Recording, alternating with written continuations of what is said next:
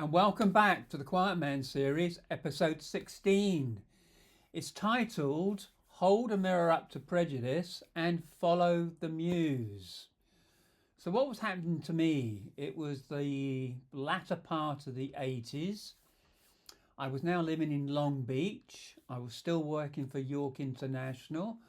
I'd learnt how to speak in public and I had a new girlfriend. Figured out by now. That didn't last too long.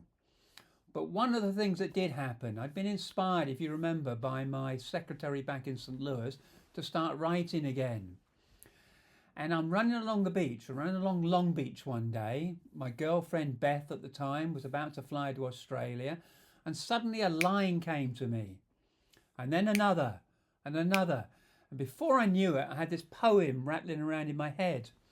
I got back to the apartment in Long Beach and I quickly and furiously wrote it down, and that night I gave her a copy at the airport.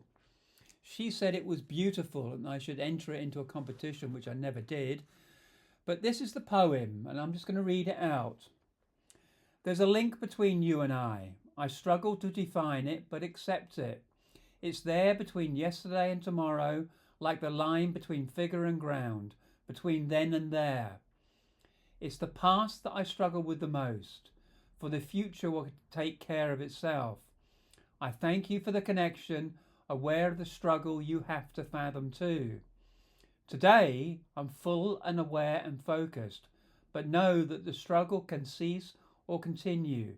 Take care as you follow your thread between your dreams and reality, and sometime today, when you come back, we'll explore the links some more and struggle a whole lot less. In a way, it was my appeal for her to come back, but she didn't. So the struggle continued and life in Los Angeles progressed for me. My parents came out to visit. Now I had a friend living in Santa Barbara up the Pacific coast, and I decided one day to take my parents to go see her as a woman called Ruth. And my father, I guess the polite way to say it, was old school. He had a bag full of prejudices, and I decided to confront them one day. So we drive up, park outside Ruth's apartment, and I kind of faff around a bit and usher them to go on up the pathway, because I had a plan in my head. My dad knocked on the door opened, and the shock was palpable. Because my father was very, very racist, and Ruth from Eritrea. And I had decided to confront my father with his prejudice.